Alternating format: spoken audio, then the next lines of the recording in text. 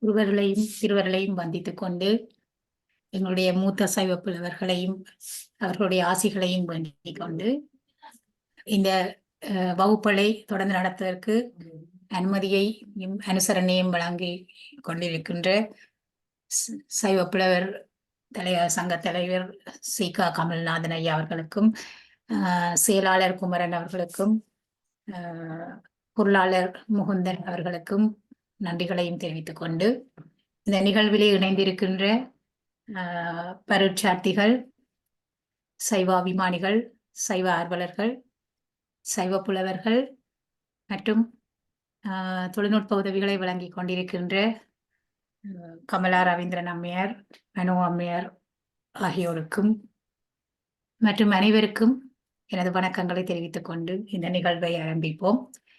முதலில் தேவார பாராயணத்துடன் நிகழ்வை ஆரம்பிப்போம். திருச்சிற்றம்பலம்.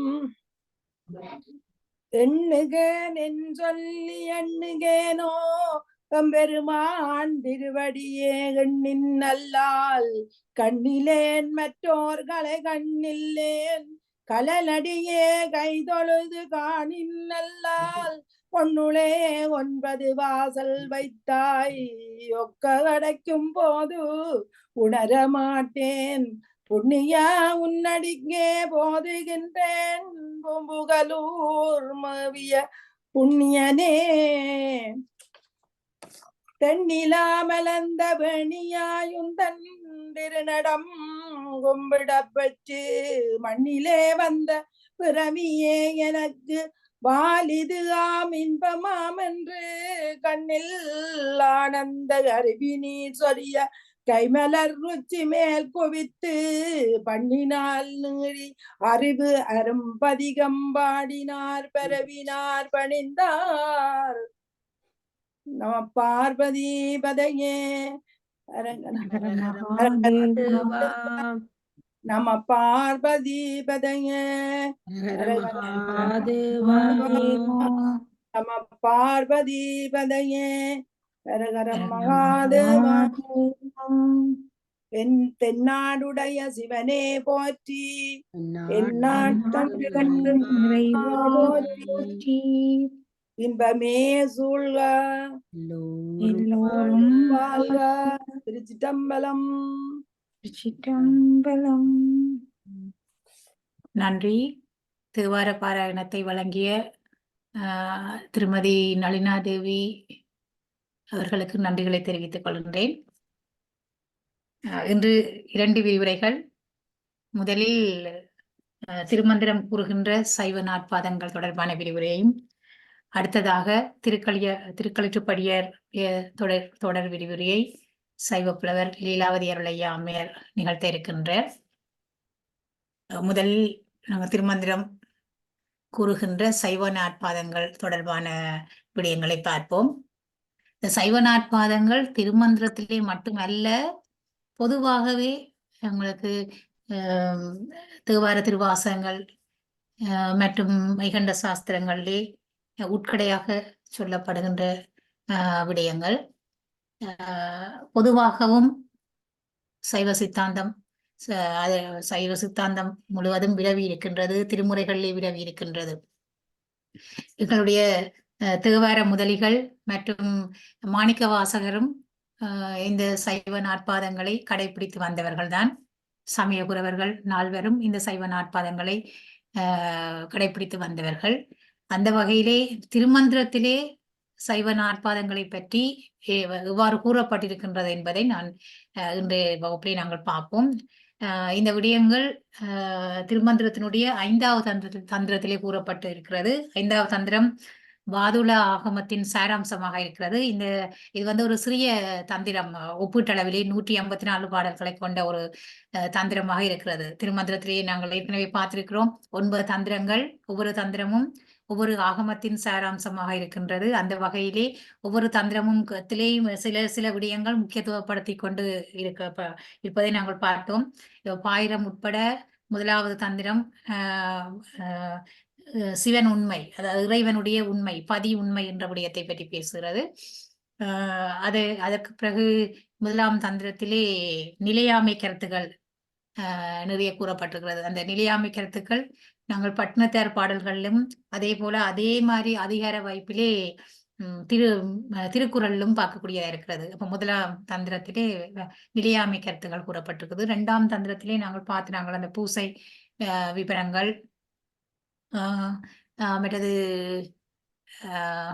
இரண்டாவது தந்திரத்திலே அதிகமாக கூறப்பட்டிருக்கிறது வந்து பூசனை, மற்றது சக்தி வழிபாடு, அப்படியான விடயங்கள் கூறப்பட்டிருக்கிறது. மற்றது பதி உண்மை, முப்பொருள் உண்மைகள், அந்த விடயங்களும் கூறப்பட்டிருக்கிறது. மூன்றாம் தந்திரத்திலே அட்டாங்க யோகமும் அந்த அட்டாங்க யோகத்தை பின்பற்றுவதனால் இருக்கின்ற அட்டமா சித்திகளை பற்றியும் கூறப்பட்டிருக்கிறது. நாங்கள் பார்த்து நாங்கள் தனித்தனியாக அட்டாங்க யோகத்தை பற்றியும் அட்டமா சித்திகளை பற்றியும் பார்த்திருக்கின்றோம். கடந்த கால வினாத்தாள்கள்ல கூட அட்டாங்க யோகத்தை பற்றி விவரிக்க சொல்லி கேள்வி வந்திருக்கிறது. அது மாதிரி அட்டமா சித்திகள் அதோட தொடர்ச்சியாக அதன் விளைவாக பெறுகின்ற அட்டமா சித்திகளை பற்றி, அந்த அட்டமா சித்திகளை பற்றி நேரடியாக கேள்வி வரவில்லை இதுவரையும். அட்டாங்க யோகத்தை பற்றி வந்திருக்கிறது. நேரடியாக அட்டாங்க யோக உறுப்புகளை விவரிக்க வந்திருக்குது. அதே மாதிரி நான்காம் தந்திரம் முழுவதும் சக்கர வழிபாடு, அந்த ஒவ்வொரு கடவுளுக்கும் ஒவ்வொரு சக்கரத்தை கீறி அந்த சக்கரத்திலே இறைவனை ஆவாகனம் பண்ணி வழிபடுகின்ற முறை நீங்கள் அறிந்திருப்பீர்கள். ஒவ்வொரு விக்கிரகம், ஒவ்வொரு தெய்வத்துக்கு கீழே, விக்கிரகத்துக்கு கீழேயும் ஒரு தகடை பதிப்பார்கள். அந்த தகட்டிலே சக்கரத்தை, அந்தந்த கடவுளுக்குரிய சக்கரத்தை வரைந்து அதிலே மந்திரங்களை, அந்தந்த தெய்வத்துக்குரிய மந்திரங்களை பதித்துன்னு சொன்னால் அந்த மந்திரத்தை ஓதி ஓதி ஓதி அதிலே படிய செய்கிற மாதிரி, இப்ப சாஜேத்திர மாதிரி தான் அந்த மந்திரங்களை அதிலே பதித்து அதற்கு பிறகு அந்த தகட்டை அந்த சுவாமியை அந்த பீடத்தோடு சேர்த்து இணைக்க முதல் அந்த தகட்டை வைத்து பதிச்சுட்டு அதுக்கு பிறகு இந்த விக்கிரத்தை பதிப்பார்களாம். உண்மையில சொல்ல போனா அந்த சிம் கார்ட் மாதிரியான ஒரு நிலைப்பாடு நாங்க பார்க்கக்கூடிய இருக்கு. அந்த இப்போ ஒப்பிட்டு நீங்களை அறிந்து கொள்றதுக்கு அந்த மாதிரி நாங்கள் ஒரு கெஸ் பண்ணி கொள்ளலாம்.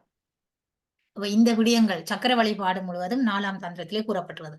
5ஆம் தந்திரத்திலே சைவ நாற்பாதங்கள் என்று சொல்லப்படுகின்ற சரியை, கிரியை, யோகம், ஞானம், அந்த 4 பாதங்கள் என்றால் வழிகள், அந்த 4 வழிகளை 4 மார்க்கங்களாக சொல்லப்படுகிறது. தாச மார்க்கம், சற்புத்திர மார்க்கம், சகமார்க்கம், சன்மார்க்கம் என்று 4 மார்க்கங்கள். மார்க்கம் என்றால் வழி.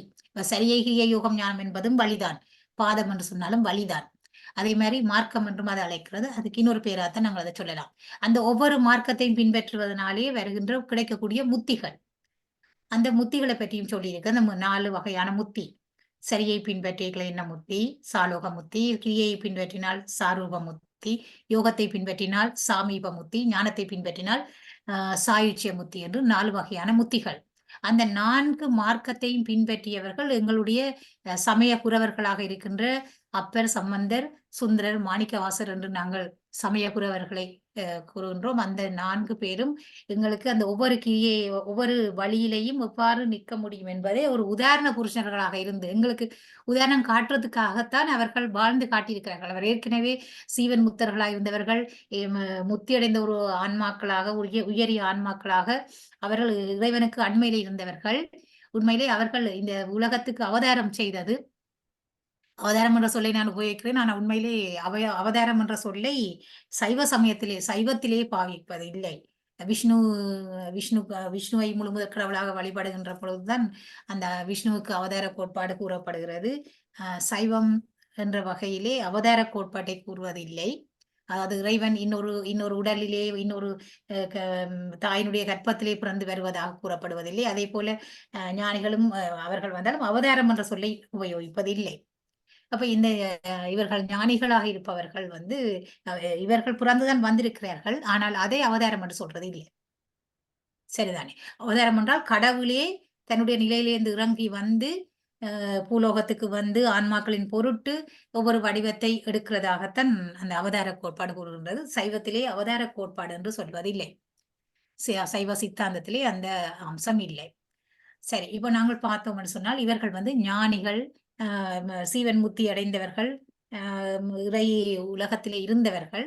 ஆனால் இந்த உலகத்தின் நன்மை பொருட்டு திரும்பவும் அவர்கள் இந்த உலகத்துக்கு வந்திருக்கிறார்கள்.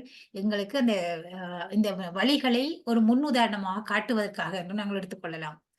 அந்த வகையிலே நாங்க பார்த்தோம் என்று சொன்னால், இந்த 4 வகையான மார்க்கம், சைவ நாட்பாதம் என்று சொன்னால் என்னன்னு நீங்கள் ஒரு கேள்வி வந்தால் இப்படியே கேள்வி வந்திருக்குது. நான் உங்களுக்கு கேள்வியினுடைய இதை போட்டுக்கிறேன் நான். அதிலே நான் அந்த கேள்வி பின்னுக்கு வருது. சைவ நாட்பாதங்களை பற்றி விளக்குக என்று சொல்லி அப்படி ஒரு கேள்வியே வந்திருக்கு. கேள்வியே நான் உங்களுக்கு போட்டுக்கிறேன். அப்போ 4 பாதம் என்றால் என்னன்னு சொல்ல வேணும். சரிய, கிரிய, யோகம், ஞானம் என்று சொல்லி. பிறகு அந்த 4 பாதங்கள் என்று சொல்ற 4 வழிகளுக்கு 4 மார்க்கங்கள் என்று பெயர் குறிப்பிடப்பட்டிருக்குது. எப்படி என்று சொன்னால் சரியை என்று சொன்னால் தொண்டு. உழவாரத்திலே தொண்டு செய்கிறது, புட்பூண்டுகளை செருக்குதல், கோயில்களை சுத்தப்படுத்துதல், மெழுகிடுதல், அலகிடுதல், மெழுகிடுதல் என்று சொல்லி அந்த பூ மாலை புனைந்தேத்து புகழ்ந்து பாடி அப்படி என்று சொல்லி அப்பர் சுவாமிகள் பாடியிருக்கிறார் தானே. நிலை பெறுமாறுதல் எண்ணுதியேல் நெஞ்சே நீவா நித்தலும் பிரானுடைய கோவில் புக்கு புலர்வதன் முன் அலகிட்டு மெழுக்குமிட்டு பூமாலை புனைந்தேத்தி புகழ்ந்து பாடி தலையார கும்பிட்டு கூத்து மாடி சங்கரா சய போற்றி போற்றி என்றும் அலை புனல் சேர் செஞ்சடையம் ஆதி என்றும் ஆரூரா என்றென்றே அலரான் இல்லே. இதுல அப்படியே திருநாவுக்கரசர் பாடியிருக்கிறார் எப்படி சரியை தொண்டு செய்கிறேன். அந்த தொண்டுகளைத்தான் சரியை என்று சொல்றது. சரியை தொண்டுண்டா உடலால செய்கிற தொண்டு. கிரியை என்று சொன்னால் இறைவனுக்கு செய்கின்ற பூசைகள். சுருக்கமா சொன்னா அப்படித்தான். மந்திரத்தாலையும் பூக்களாலையும் மலர்களாலும் அர்ச்சித்து இந்த ஆகமங்களில் சொல்லப்பட்ட விதிமுறைக்கு அமைவாக செய்கின்ற பூசைகள் தான் கிரியை. யோகம் என்று சொன்னால் மூச்சு பயிற்சி, உடலையும் மனதையும் ஒருங்கிணைத்து மூச்சை கட்டுப்படுத்தி அதன் மூலமாக உடலையும் மனதையும் கட்டுப்படுத்தி இந்த உடலை இறைவன் குடியிருக்கின்ற ஒரு ஆலயமாக மாற்றி அதன் மூலம் அவர்களுக்கு அந்த உடலிலேயே ஒரு பவர் ஏத்தின மாதிரி சார்ஜ் பண்ண மாதிரி தான் ஆகும். அதன் மூலமாக சித்திகள் பல விதமான சித்திகள் கைவிடப்பெறும். ஆனா அந்த சித்திகளை பயன்படுத்த வேண்டும் என்ற அவசியம் இல்லை. அவசியம் ஏற்பட்ட அந்த ஞானிகள் அதை பயன்படுத்துவார்கள். அவசியம் ஏற்படாத போது அதை பயன்படுத்த மாட்டார்கள். ஆனால் அவர்களுக்கு அந்த ஆற்றல் எல்லாம் வரும். அப்ப அந்த உடலை யோக பயிற்சியாலே 8 விதமான யோகங்கள் இருக்கு. அட்டாங்க யோகம் என்று சொல்றது. நாங்கள் அதை ஏற்கனவே படிச்சிருக்கிறோம். யமன், நியமம், பிராணாயாம், பிரத்யாகாரம், தாரணை, தியானம், சமாதி என்று சொல்லப்படுகின்ற 8 வகையான யோகங்கள் இருக்கின்றது. சமாதி என்றது உச்சநிலை. அந்த தியானம் எல்லாம் மூச்சு பயிற்சி செய்து கொண்டு வர மனம் கட்டுப்பட்டு அந்த தியானம் இறைவனிலேயே ஒன்றித்து நினைத்து கொண்டிருக்கிறது தான் அந்த தியானம். வேற புற உலக பற்றுக்கள் நினைவுகள்ல இருந்து விடுபட்டு வழிபடுறதான் யோகம். யோகத்திலே தியானம். அடுத்தது சமாதி என்றது உச்ச நிலை. அதாவது உயிரே ஒடுங்கி போற நிலைதான் சமாதி. அப்ப யோகம் என்றது அது தன்னைத்தானே பயிற்சி செய்கிறது தான் யோகம். ஞானம் என்று சொன்னால் இந்த நூல்களை கற்றதாலையும் மற்றது இப்ப கேட்டலாலையும் கற்றல், கேட்டல், வாசித்தல், உணர்தல், தெளிதல் இந்த விஷயங்கள் எல்லாம் அதுக்குள்ள வரும். அதாவது புத்தகத்தை நீங்க வாசிப்பீங்கள். வாசிக்கும் போது விளங்கி இருக்கும், விளங்காம இருக்கும். நீங்கள் ஒரு குருவை கேட்பீங்கள். அவர் மூலமாக உங்களுக்கு விளக்கம் கிடைக்கும். வகுப்புகளுக்கு வருவீங்கள். அது கூட ஒரு ஞானம் தான். வகுப்புகளுக்கு வருவீங்கள். அதை நீங்கள் கேட்டுக்கொண்டிருக்கும் பொழுது ஒரு தெளிவு ஒன்று வரும். புதுசா ஒரு அறிவு ஒன்று, தெரியாத ஒன்று தெரிந்து கொள்ளும் பொழுது அது ஒரு ஞானம் தான். அது ஒரு வகை ஞானம். இப்ப இதுவரையும் ஏதோ ஒன்று சைவ நாட்பாதம் என்றால் என்னன்னு தெரியாம இருந்து இப்ப நான் சொல்லும் பொழுது உங்களுக்கு தெரிஞ்சதுன்னு சொன்னா அது ஒரு வகையான ஞானம். ஒரு சின்ன அளவிலான ஞானம். ஞானம் என்றால் அறிவு, வித்தை. அந்த ஞானம் ஒரு உச்ச நிலையை அடையும் பொழுது அந்த முத்தி நிலையை நோக்கி இந்த எங்களுடைய ஆன்மா பயணிக்கும். முத்தியை ஒரு இலக்காக வச்சுக்கொள்ளும். அப்ப இந்த ஒவ்வொரு மார்க்கத்திலையும் நிற்கின்ற பொழுது இந்த மார்க்கத்துக்கு பேர் கொடுக்கிறார்கள் சொன்னா தாச மார்க்கம், சரியையே தாச மார்க்கம் சொல்றார்கள் சொன்னா தொண்டு செய்யறவன் வந்து தாசன் என்ற அடிமை, சேவகன், வேலைக்காரன் என்ற மாதிரி தொண்டு செய்கிறது. ஆனப்படினால அதுக்கு அந்த மார்க்கத்துக்கு பேர் தாச மார்க்கம். சற்புத்திர மார்க்கம் என்று சொன்னால் இறைவனுக்கு தன்னை புத்திரனாக பாவிச்சு அவருக்கு கொஞ்சம் உரிமை இருக்கும். அந்த உரிமையுள்ள ஒரு மகன் போல தன்னை பாவித்து இறைவனுக்கு தொண்டு செய்யற தகப்பனுக்கு மகன் எப்படி சின்ன சின்ன வேலைகளை செய்து கொடுப்பாரோ அது மாதிரி பாவிக்கிறது. உரிமையுடன் கூடிய ஒரு குற்றங்கள் செய்யறதுதான் அந்த சற்புத்திர மார்க்கம். இறைவனுக்கு பூசை செய்யறதெல்லாம் அதுதான், அன்போடு செய்யறது. சக மார்க்கம் என்றா தோழன் மாதிரி. தோழன் என்று சொன்னால் அவருக்கு இன்னும் கூட உரிமை, தட்டி கேட்கிற உரிமை, எனக்கு அதைத்தா இதைத்தா நீ செய்யத்தான் வேணும் என்று அதிகாரத்தோட உரிமையோட கேட்கிற அந்த நிலைதான் சகமார்க்கம். சுந்தரமூர்த்தி சுவாமிகள் உங்களுக்கு தெரியும், தனக்காக இறைவனையே தூது விட்டவர் தன்னை வைஃப்கிட்ட. அப்ப அந்த மாதிரி உரிமை எனக்கு கண் இல்லாம போயிட்டு நீ அங்க உங்க என்ன செய்து கொண்டிருக்கிறாய்? நீ உண்ட வாழ நல்லா நீ நல்லா இரு நான் போறேன். நான் வாழாங்கிருப்பீர் திருவாரூரில் வாழ்ந்து போதீரேன்னு சொல்லி போட்டு போவார். எனக்கு கண்ண இல்லாம பண்ணி போட்டு நீ நல்லா இருக்கிறியா? நீ வாழ்ந்து போன்னு சொல்லி போட்டு சுந்தரர் சொல்லுவார். அப்ப அந்த உரிமையோட கூடிய மார்க்கம் வந்து சகமார்க்கம், தோழன் மாதிரி. சன்மார்க்கம் என்று சொன்னால் இந்த ஞான நூல்கள் ஞான நூல்கள் கற்பதால பெற ஒரு ஞானத்தால, அறிவால ஒரு உயர்ந்த மார்க்கத்துல சன் என்று சொன்னாலே சிறப்பு என்ற கருத்து. சன்மார்க்கம் என்றால் சிறந்த மார்க்கம். சிறந்த மார்க்கம் எது? அறிவால பெறுகிற மார்க்கம் தான் சிறந்த மார்க்கம். மற்ற மார்க்கங்கள் எல்லாவற்றிலும் பார்க்க ஞானத்தாலே ஞான நூல்களை கற்றதும் அறிவும் அதனால கிடைக்கிற அதை பின்பற்றுகிற வழியும் சிறந்த வழி. அதனால கிடைக்கிற முத்தியும் உயர்ந்த முத்தியாக இருக்கும். இந்த முத்தியை பார்த்தோம்னு சொன்னால் சாலோக முத்தி என்றால் இறைவனுக்கு அண்மையிலே போறது. இறைவனுக்கு அண்மையிலே இருந்து குற்றவள் செய்கின்ற அந்த நிலைமை. ஒரு ஒரு வேலைக்காரர் எப்படி ஒரு எஜமானோட நடப்பாரோ அந்த மாரி முத்தியும் அதே மாரி தான் இறைவனுக்கு அண்மையில இருக்கிற நிலைதான் அந்த முத்தி கிடைக்கும். சாருவம் என்றா இன்னும் கொஞ்சம் நெருங்கின நிலை. இறைவனுக்கு இன்னும் கொஞ்சம் நெருங்கின நிலை.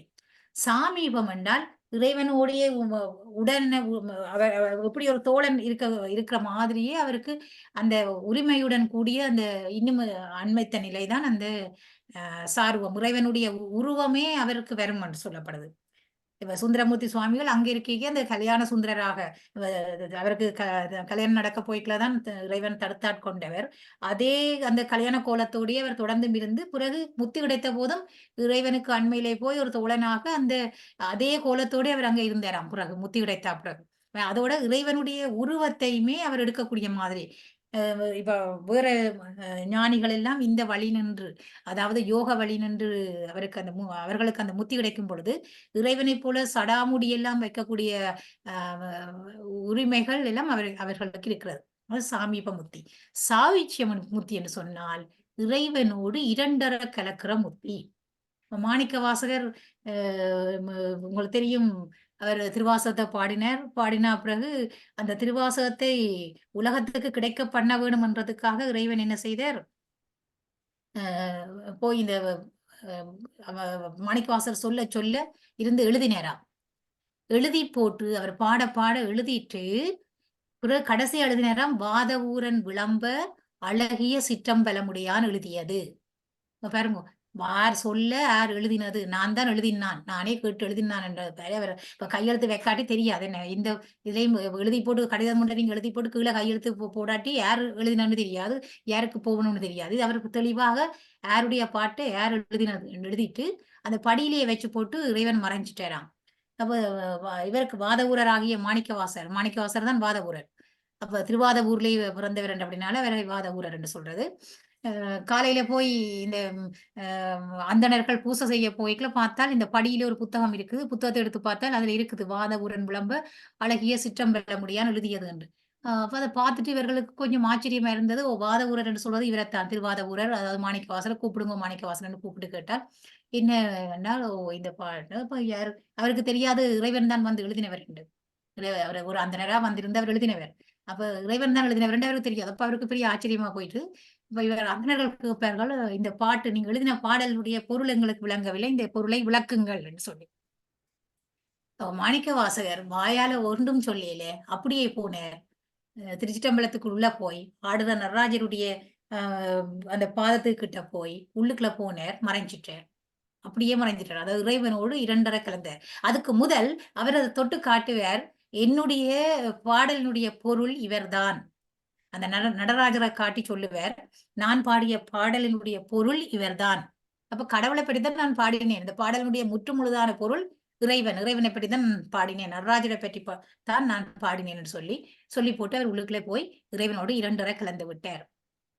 இப்பயும் நீங்கள் பார்ப்பீங்களா அந்த நடராஜருடைய வடிவத்திலே இறைவன் வீதி உலா வரும் பொழுதெல்லாம் பார்த்திருப்பீங்கள். அநேகமா எழுந்தருளி வடிவமாகத்தான் நடராஜர் இருக்கிறது. அநேகமாக அம்மையோட அம்பிகையோட நடராஜரோட மாணிக்கவாசருடைய உருவமும் இருக்கும் எப்பவும் என்று சொன்னால் இறைவனோடு இரண்டரை கலந்தவர். அந்த முத்தியை சொல்றது சாயுச்சிய முத்தி. இறைவனோடு இரண்டரை கலந்த அந்த முத்தி சாயுச்சிய முத்தி தான் உச்ச நிலையான முத்தி. அப்ப ஞானத்தினால் கிடைக்கிற முத்தி தான் உச்ச நிலையான முத்தி. இந்த விடயங்கள் எல்லாம் இந்த திருமந்திர பாடல்களிலே கூறப்பட்டிருக்கு. இப்ப நீங்கள் திருமந்திரம் கூறுகின்ற சைவ நாட்பாதம் என்று கேட்டால், பின்னுக்கு நாங்கள் படிக்க போறோம். அந்த பாடல்களை உதாரணம் காட்டி நீங்கள் எழுத வேண்டியிருக்கும். இல்ல பொதுவா சைவ நாட்பாதங்களை பற்றி விளக்குகன்னு சொன்னால், நான் சொன்ன இவ்வளவு விஷயத்தையும் நீங்கள் விளக்கினா சரியா இருக்கும். திருமந்திரம் என்று சொன்னா, திருமந்திர பாடல்களையும் உதாரணம் காட்ட வேணும். திருமந்திரம் என்று சொல்லாமல் பொதுவா சைவ நாட்பாதங்களை பற்றி கேட்டால், நீங்கள் இந்த விடயங்களை சொன்னால் சரி. அல்லது சைவ நாட்பாதங்கள்ல இந்த 4 வழியிலும் நிற்பவர்கள் கிடைக்கின்ற முத்தியை பற்றி விளங்கப்படுத்துக என்று கேட்டாலும் கூட, இந்த 4 வகையான முத்திகள் எப்படி எப்படி வருது என்று நீங்கள் விளங்கப்படுத்தினால் சரி. அப்ப இந்த இந்த விடயங்கள் நாங்கள் பாடல்களை படிக்க முதல் படித்த அவ்வளவு விஷயமும், சைவ நாட்பாதங்கள் என்ற வகைக்குள்ளே ஒரு கேள்வியை அது பொதுவாக வரலாற்றிலேயோ, இல்ல அல்லது உரைநடையிலேயோ வந்தால், நீங்கள் அப்படியே எழுதக்கூடியதா இருக்கும். திருமந்திரத்தில் வேற திருமந்திரம் கூறுகின்ற சைவ நாட்பாதங்கள் என்று கேள்வி கேட்டால், நாங்கள் அடுத்ததாக படிக்கப் போகிற இந்த பாடல்களை பற்றி நீங்கள் பாடல்களையும், அந்த வரிகளையும் எடுத்து காட்டலாம். மற்றது ஒன்றை நீங்க தெரிந்து கொள்ள வேணும். பாடல்களை உங்களால முழுவதுமாக சொல்ல முடியாவிட்டால் பரவாயில்லை. முதல் வரியை சொல்லி போட்டு இப்படி குறிப்பிடப்படுகிறது என்று சொன்னா கூட பரவாயில்லை. சரிதானே? எல்லாருக்கும் எல்லா பாட்டையும் பாடமாக்க முடியாது. திருமந்திரம் 3000 பாடல். பெரிய புராணம் எவ்வளவு பெரிய புராணம். அப்போ நாங்கள் எல்லா ப ப இந்த பாடல்கள் அவ்வளத்தையும் திருவாசகம் முழுவதையும் எங்களுக்கு 51 பதிகங்கள் அவ்வளத்தையும் பாடமாக்க முடியுமா? இல்ல. இப்போ எங்களுக்கு அந்த முக்கியமான வரிகளை ஞாபகம் வச்சு, அந்த வரிகளை மேற்கோள் காட்டினாலும் கூட போதுமானதாக இருக்கும். ஆனா சில சந்தர்ப்பத்தில திருமந்திரத்தை பொறுத்தவரையில ஒரு வரிய தந்துட்டு, அந்த பாடலை முழுமையாக எழுதி பொருளை தருக என்று அப்படி கேள்வி வரக்கூடும். அப்படி வந்தால் நீங்கள் முழுமையாக எழுதி பொருளை கூற வேண்டி இருக்கும். சிலவேள பாட்ட முழுமையா தந்து, பொருளை விளக்கு என்று சொல்லப்படும். அது உங்களுக்கு இன்னும் இலகுவா இருக்கும். நீங்கள் பாட்ட பார்த்துட்டு பொருளை எழுதக்கூடியதாக இருக்கும். அதன் உட்பொருள் என்ன? அது கூறுகின்ற சைவ சித்தாந்த கருத்துக்கள் என்னன்னு சொன்னால், இந்த முப்பொருள் உண்மை, பதி, பசு, பாசத்தை பற்றி அந்த பாடல் எங்க சொல்லுது, என்ன சொல்லுது என்று சொல்லி அதை விளங்கப்படுத்த வேண்டி இருக்கும். அப்ப நாங்கள் தொடர்ந்து பார்ப்போம். இந்த இப்ப நாங்கள் 5ஆம் தந்திரத்திலே பற்றி பார்த்தபடினால, 5ஆம் தந்திரத்திலே இருக்கின்ற மற்ற விடயங்கள் அதுல வேறு என்ன சொல்லியிருக்கேன்னா, 4 வகையான சைவத்தை பற்றியும் சொல்லியிருக்கிறேன். 5ஆம் தந்திரத்தினுடைய மிகுதி பகுதி. சைவ நாட்பாதங்களை விட மிகுதி பகுதி வந்து 4 வகையான சைவம். சுத்த சைவம், அசுத்த சைவம், மார்க்க சைவம், கடும் சுத்த சைவம் என்ற விடயங்களையும் பேசுகிறது. அதோட இந்த ஆ இன்னும் ஒரு விடயம் அதுல வருது என்னன்னு சொன்னால், தூஷணம், புறச்சமய தூஷணம் என்ற விடயங்களும் அதுல வருது. சரிதானே? மிஸ் கொஞ்சம் மேல மூவ் பண்றீங்களா?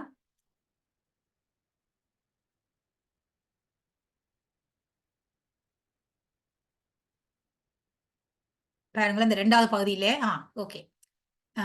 இந்த கடந்த கால வினா, இப்போ எனக்கு மெசேஜ் ஒரு ஆள் போட்டிருந்தீங்கள். அந்த சிலபஸ்ல வர்றதா, வரக்கூடிய விஷயங்களை எங்களுக்கு படிப்பீங்கன்ற மாரி ஒரு மெசேஜ் ஒண்ணு போட்டிருந்தீங்க. அநேகமா அப்படித்தான். நாங்கள் அப்படித்தான் எடுத்துக்கொண்டு போறோம். இப்ப திருமந்திரம் மட்டும் 3000 பாட்டையும் படிக்கிறது இல்ல. அதிலேயே கேள்விகளுக்கு டார்கெட் பண்ண மாதிரி அந்த கடந்த கால வினாக்கள் எப்படி வந்திருக்கு. அதோட நாங்க தனியா கேள்விக்கு விடையாக படிக்க மாட்டோம். ஏனென்று சொன்னா, இதுல நோக்கம் வந்து நீங்கள் சோதனையை பாஸ் பண்றது மட்டும் இல்ல. இது OLAL அப்படி இல்ல தானே. யுனிவர்சிட்டி அட்மிஷன் அந்த மாரி இல்ல தானே. இது வந்து உங்களுக்கு ஒரு புலமையையும், அறிவையும் இந்த நூல்களை ஓரளவுக்கு நீங்கள் ஆழ்ந்து படிக்க வேண்டும் என்ற நோக்கம் தான் இந்த பரீட்சை. ஆனபடினால கேள்வியும் விடையுமாக கட்டாயம் அப்படி படிக்க மாட்டோம். ஆனாலும் இப்ப நீங்கள் படிக்கக்குள்ள உங்களுக்கு ஒரு இப்ப அதோட கேள்வி ஒண்ணு நீங்க கேட்டுருவீங்களே, இந்த சிலபஸ்ல வருதான்ற மாதிரி. ஆனபடினால நான் உங்களுக்கு எடுத்து காட்டினான். இந்த இப்படித்தான் கேள்வி வந்திருக்கு. சைவ நாட்பாதங்கள் என கூறப்படுபவை எவை என விளக்கி, அவை பற்றி திருமந்திரம் விளக்குமாற்றை மேற்கோள் காட்டி ஆராய்க. இது ஒரு கடந்த கால வினா. அப்ப 1வது கேள்விக்கு விடை இப்ப சொல்லி போட்டேன். சைவ நாட்பாதங்கள் எவை என கூறப்படுபவ எவை என விளக்குக. அது விளக்கியாச்சு. இனி திருமந்திரம் என்ன சொல்லுதுன்றதை நாங்கள் கீழ வர்ற பாடல்ல பார்ப்போம். அதுக்கு மேல இப்ப நான் சொன்ன விஷயங்களை உங்களுக்கு இதுல சம்மரைஸ் பண்ணி தந்திருக்கிறேன். சம்மரியாக இருக்கு. இத பார்த்தீங்கன்னா, இப்ப கதைச்ச அவ்வளவு விஷயம் வருது. யார் யார் இந்த வழி என்றா என்ன? சரியகிரிய யோகம் ஞானம். அதிலே வரக்கூடிய முத்தி என்ன? சாலோகம், சாரூபம், சாமீபம், சாயுச்சியம். பிறகு அதிலே வந்து சரியை என்றா என்ன? அதை பின்பற்றியவர் யார் என்றால் அப்பர் சுவாமிகள். உங்களுக்கு தெரியும். உளவாரத்தை கொண்டு தொண்டு செய்தவர் அவர். கிரியை கிரியை என்று சொன்னால், அது வந்து கோயில்லே பூசை செய்றது. அதை பின்பற்றியவர் வந்து திருஞான சம்பந்தர். எங்களுடைய 4 சமய குரவர்கள்லே திருஞான சம்பந்தர் இந்த கிரியையிலே நின்றவர். அடுத்தது யோக நெறியிலே நின்றவர் சுந்தரமூர்த்தி சுவாமிகள். அட்டாங்க யோகங்களை பின்பற்றியவர். அவருடைய மார்க்கத்தை சன்மார்க்கம் என்றும் சொல்லுவார்கள். அவருக்கு கிடைத்த முத்தி சாமீப முத்தி, இறைவனுக்கு மிக நெருங்கிய அண்மையிலே இருக்கின்ற முத்தி. அடுத்த ஞானம் என்ற நிலையிலே ஞானபாதத்திலே இருந்தவர்கள்தான் மாணிக்கவாசகர் என்று சொன்னேன். அது நூல்களின் மூலமாக பெறுகின்ற அறிவு ஞானம். அந்த முத்தி சாயுச்சிய முத்தி. இது உங்களுக்கு சமரியா தந்திருக்கு. படித்த அவ்வளவும் இதிலே ஒரு ஒரு பக்கத்துக்குள்ளே வந்துட்டு சமரியாக. இதை விட இந்த ஒவ்வொரு சரியை கிரியை யோகம் ஞானம் என்ற 4 மார்க்கங்களும் அதுக்குள்ளேயே 4 பிரிவு இருக்குது. எப்படின்னு சொன்னால், கொஞ்சம் மூவ் பண்ணுங்க 3வது பக்கம். சரியையில் சரியை, சரியையில் கிரியை, சரியையில் யோகம், சரியையில் ஞானம். அது மாதிரி கிரியையில் கிரியை, கிரியையில் சரியை. அது ஓர்டர்ல வரும். கிரியையிலே அப்புறம் திருப்பி சரியை, கிரியை, யோகம், ஞானம் என்று வரும். யோகத்திலே திருப்பி சரியை, கிரியை, யோகம், ஞானம் என்று வரும். அப்புறம் ஞானத்திலே திருப்பி சரியை, கிரியை, யோகம், ஞானம் என்று வரும். அப்ப கிரியையிலே ஞானம் வரும், சரியிலே ஞானம் வரும், யோகத்திலே ஞானம் வரும், ஞானத்திலே ஞானம் வரும். அந்த ஒவ்வொன்றிலேயும் ஞானம் வரும் பொழுது அந்த முத்தி கிடைக்கும். சரிதானே? சரியிலே சரியை செய்து, சரியிலே கிரியை வந்து, சரியிலே யோகம் வந்து, சரியிலே ஞானம் வரைக்குள்ளதான் சரியிலே முத்தி கிடைக்கும். சரியிலே முத்தி பெற்றவர் இப்ப முதல்ல என்ன பேசிக் டிகிரி எடுத்தவர் அடுத்த மாஸ்டர் டிகிரிக்கு போற மாதிரி தான் அடுத்தது புரிய கிரியை. அது அடுத்த படிநிலை. யோகம் அடுத்த படிநிலை. இன்னும் கொஞ்சம் ஸ்டெப் கூடினது. ஞானம் வந்து அடுத்த படிநிலை. ஸ்டெப் இந்த படிமுறையிலே மேலே மேலே வளர்ச்சி அடைகிற மாதிரி. ஏன்னா இறைவனுடைய உலகத்துக்கு போறது, பிறகு கொஞ்சம் இறைவனுக்கு அண்மையிலே போறது, இறைவனை நெருங்கி இருக்கிறது, பிறகு இறைவனுடைய ஒன்றாட்சி இருக்கிறது. அதான் அந்த படிநிலை. சரியில நின்றா இறைவன் வாழுகிற அந்த உலகத்துக்கு போவார். கிரியையில நின்றாருன்னு சொன்னா இறைவனுக்கு கொஞ்சம் அண்மையிலே போவார். ஒரு இன்னும் நெருங்குற ஒரு நிலைக்கு போவார். ஞானத்தில் இருந்த இறைவனோடு 2 கிழக்கு நிலைக்கு வருவார். அப்ப அது ஒரு படிநிலை. அதான் பாதம் என்று சொல்லப்படும். சரி. இப்போ நாங்கள் அதை விட உண்மை சரியை, உண்மை கிரியை அந்த மாதிரி சொல்லப்படும். அதே மாதிரி உபாய சரியை, உபாய கிரியை அந்த மாதிரியும் சொல்லப்படும். இந்த உண்மை உபாயம் என்று சொன்னால் இந்த உலக இன்பங்களை நோக்கி செய்கின்ற சரியை, கிரியை, யோகம், ஞானத்தான் உண்மை உபாய சரியை, உபாய கிரியை, உபாய யோகம், உபாய ஞானம் அந்த மாதிரி வரும். அது வந்து உலக இன்பங்களை நோக்கி செய்கின்றது. நாங்கள் இறைவனை அடைய வேண்டும் முத்திய நிலையை நோக்கி இருந்தால் நாங்கள் உண்மை சரியை, உண்மை கிரியை, உண்மை யோகம், உண்மை ஞானம் என்ற அந்த வழியிலே நிற்கிறதாக இருக்கும். அப்ப அதிலேயும் உண்மை நிலை, உபாய நிலை என்று 2 நிலை வருகிறது. இப்ப இதுல 16 நிலை வருகின்றது. அது மாதிரி அங்கே இன்னும் 2 வகை. ஒவ்வொன்றிலையும் கூட அந்த உண்மை நிலை, உபாய நிலை என்று. உண்மை நிலைதான் முத்தியை நோக்கியது. உபாய நிலை என்றது இந்த உலகத்து இன்பத்தை நோக்கிய நிலை. சரி, நாங்கள் முதல்ல அந்த ஒவ்வொன்றாகவும் கொஞ்சம் விரைவா பார்க்க வேணும் இந்த பாடல்களை. ஏன்னு சொன்னா ஒவ்வொன்றுக்கும் ஒவ்வொரு பாடலையும் நான் சூஸ் பண்ணினேன். நான் நிறைய 154 பாட்டு இருக்குது. 154 படிக்க முடியாது. அப்ப ஒவ்வொன்றுக்கு ஒவ்வொரு உதாரணத்துக்கு ஒன்று சூஸ் பண்ணினேன். அது மட்டும் இல்ல அடிக்கடி இந்த கேள்விகளுக்கு வர்ற பாடல்களை பார்த்துதான் நான் சூஸ் பண்ணினேன். சரிதானே? ஆனா உங்களுக்கு 184 பாட்டுனால் கொஞ்சம் டைம் கிடைக்கும். நாங்களே சொல்லப்போனா பொய்க்கு சொல்லவில்லை. ஒரு 3, 4 தரம் இந்த 3000 பாட்டையும் திருப்பி பார்த்துட்டோம். அப்போ அந்த இப்போ எக்ஸாம் எடுக்கும் பொழுது நீங்க 3000 படித்து முடித்திருக்க முடியாதுன்றது உண்மை. ஆனா 10ல ஒரு பகுதியாவது படிச்சு முடிச்சிருக்க வேணும். அப்ப எங்களுக்கு அந்த பரீட்சை எடுக்கிறதுக்கான தகுதிப்பாடு உண்டு வேற. அநேகமாக நான் இந்த முறை கொஞ்சம் குறிய நாங்க படிச்சுட்டோம். இல்லாட்டி அந்த ஒவ்வொரு தந்திரத்திலயுமே ஒரு 20, 25 பாடல்கள் படிச்சுட்டு போய்க்கல கிட்டத்தட்ட 10ல ஒன்று ஃபுல்லாகி வந்துரும். சரி, இப்ப இதுக்குள்ளே ஒரு 15 பாடல்களுக்கு கிட்ட வரும்னு நினைக்கிறேன். அந்த ஒவ்வொரு ஒவ்வொரு பாதத்துக்கும் ஒரு உதாரணத்தை நான் போட்டுக்கொண்டு போறேன். முதலாவது பார்ப்போம். சரிகையை பற்றி சொல்லுற ஒரு பாடல் திருமந்திரத்தில் இருக்குது. 5ஆம் தந்திரத்தில் இருக்கு. அப்படி என்றால், நாடு நகரமும் நத்திரு கோயிலும் தேடித் திரிந்து சிவபெருமான் என்று பாடுமின் பாடி பணிமின் பணிந்தபின் கூடிய நெஞ்சத்து கோவிலா கொள்வனே. கோயில் கோயிலா போய் கும்பிடுங்கோ, பாடி பணிந்து பணியுங்கோ. அப்படி கும்பிடும் பொழுது இறைவன் உங்களுடைய நெஞ்சத்தை கோயிலாக கொள்ளுவான். இலகுவா விளங்குதா இல்லையா? அதுல கணக்கா விளங்கப்படுத்த வேண்டியிருக்கா? இல்லை. அப்ப கோயில் கோயிலா போய் தொண்டு செய்து வழிபட்டு கொண்டு போகும்போது இறைவன் உங்களுடைய உள்ளத்துக்குள்ளேயே கோயிலாக வந்து அமர்ந்து விடுவான். கோயிலுக்கு நீங்க தொண்டு செய்யுங்க, அவர் கோயிலை விட்டு போட்டு உங்களோட உள்ளத்துக்குள்ளேயே வந்து குடியிருந்துருவார். சரியை. அடுத்த பாடல். இந்த பாடல்ல நான் நிலைபெறுமாறுதியில் அந்த சரியைக்கு சொன்ன உதாரண பாடல். நீங்கள் ஒப்பிட்டு கூட விளங்கப்படுத்தலாம். திருமந்திரத்தை பற்றி ஒரு கேள்வி வந்தாலும் ஒப்பிட்டு அதே விடயம் என்ன வேறு தேவாரத்திலேயோ அல்லது திருவாசகத்திலேயோ அல்லது பெரிய புராணத்திலேயோ வந்தால் கூட ஒப்பிட்டு நீங்கள் விளங்கப்படுத்தலாம். இன்னும் ஒன்று அதுல பாருங்க ஒவ்வொன்றுக்கும் யார் யாருன்னு சொல்லப்படுது.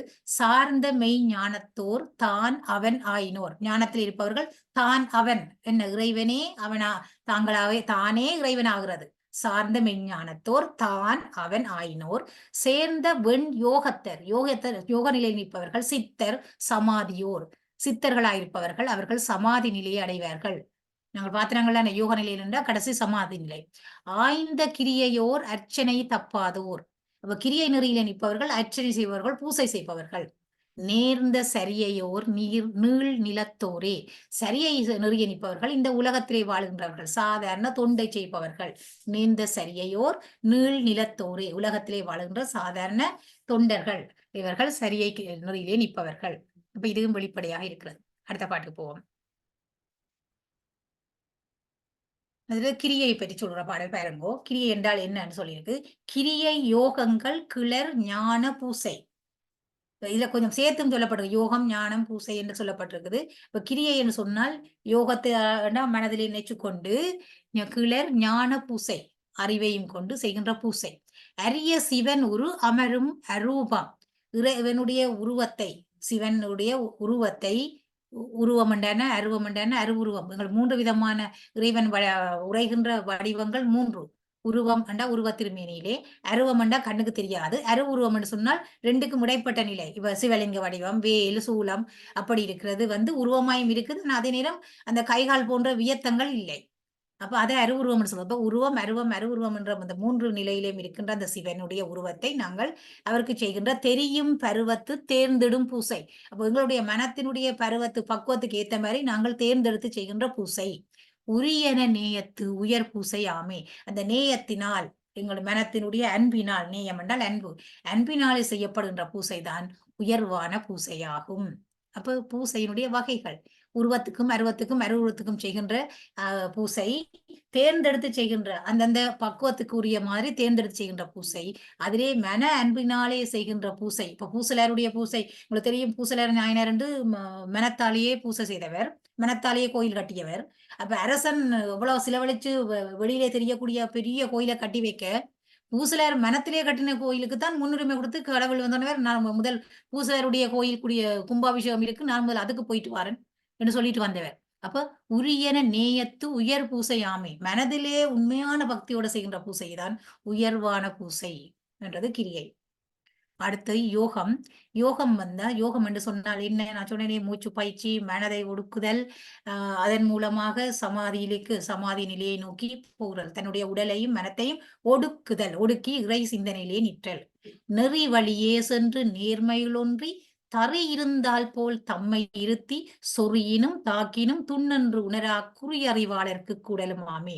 இப்ப நெறி வழியே நின்று இந்த யோக நெறியிலே நின்று நேர்மையாக உண்மையாக ஒன்றி ஒரே நிலையிலே நின்று தரை இருந்தால் போல் தம்மை இருத்தி தரை இருந்தால் போன அந்த நிட்டையிலே நிக்கிற மாதிரி அசையாமல் ஆடாம அசையாமல் இருத்தி சொறியினும் தாக்கினும் துண்ணென்று உணரா. அவரை தொட்டான அடிச்சான தாக்கினான என்ன செய்தாலும் அவருக்கு உணராது. அந்த தன்னை ஒடுக்கினவர்களுக்கு அதுக்கு மேல இப்போ திருமூலர் எல்லாம் நிட்டையில் இருக்கின்ற பொழுது அவர் வருஷத்துக்கு பிறகுதான் எழும்புவாராம். அது வரையும் அவருக்கு என்ன நடந்தாலும் தெரியாது. இன்னும் கணக்க சித்தர்களை பற்றி சொல்லப்பட்டிருக்குது. அவர்களுக்கு மூடி புற்றெல்லாம் வளர்ந்தாலும் அவர்களுக்கு அந்த புற்றெல்லாம் மணந்த உணர்வு ஒன்றும் இருக்காது. அவர்கள் அப்படியே நிட்டையிலே மூடி போயிருந்தார்களாம். அப்போ அது மாதிரி சொறிஞ்சா அவர்களை தாக்கின அவர்களுக்கு உணர்வு இல்லாம இருக்கும். குறி அறிவாளருக்கு கூடலுமாகுமே. அப்படிப்பட்டவர்களுக்கு இது கைகூடும். இந்த யோக நெறி கைகூடும். சரியப்ப உணர்வையும் அறிவையும் மூச்சையும் மனத்தையும் எல்லாவற்றையும் ஒடுக்கி இறைவனிலே ஒடுக்கி புற பாதிப்புகள் ஒன்றும் இல்லாமல் புறத்தாலே வரக்கூடிய பாதிப்புகளாலே அவர்கள் அதை விட்டு உணராமல் தங்களுக்கு உள்ளே போகின்ற பொழுது அவர்களுக்கு கூடலாகுமே. என்ன கூடும்? யோக நெறி கூடும். அதே மாதிரி இன்னொரு பாடல் கற்பனை கற்று கலை மண்ணு மெய்யோகம். இந்த பாடெல்லாம் இந்த சைவ சித்தாந்தரே என்று வருகின்ற பாடல் என்றபடினால இந்த பாடலை சிலவுகளே முழுமையாக எழுதி பொருளும் தருக என்று சொல்லி வந்திருக்குது கடந்த கால வினாத்தாள்ல. மற்றது சிலவுகளே தந்து போட்டு இந்த பாடல்ல முதல் வரியை தந்து போட்டு இதனுடைய பொருளை விளக்கு அந்த மாதிரி இருக்கு. அல்லது முழுமையாக எழுதுக என்று வந்திருக்கு. அப்படி எல்லாம் வந்திருக்கு.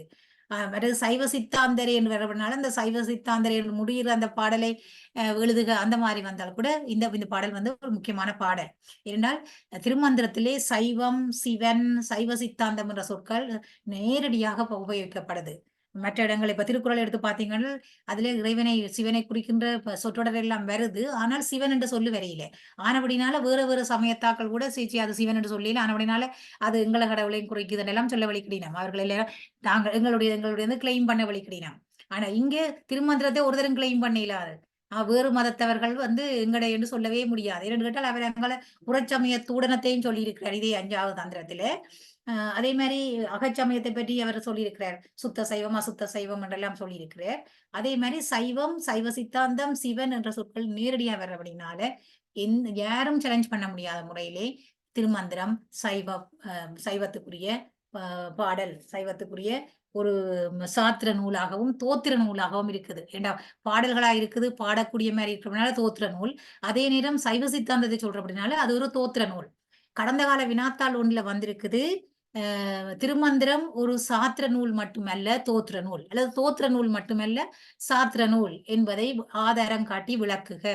அப்படி என்று சொன்னால், நீங்கள் இப்ப திருமந்திர பாடல்களை சொல்லி, இது வந்து பாடக்கூடிய மாரி இருக்கு, தோத்திர மாரி பாடக்கூடிய இருக்குன்னு சொல்லிட்டு, பிறகு அதில இருக்கிற சைவ சித்தாந்த கருத்துக்களை எடுத்து காட்டி, இவ இறைவனை பற்றி சொல்றது, பதி என்றால் என்ன அப்படின்னு சொல்றது, ஆன்மாக்களை பற்றி சொல்றது, மற்றது கன்மம், மறுபிறப்பு அதை பற்றி சொல்றது, அந்த அந்த வரிகளை எடுத்து காட்டி, நீங்கள் இது ஒரு சாத்திர நூல்ன்னு சொல்லி விளங்கப்படுத்த வேண்டி இருக்கும்.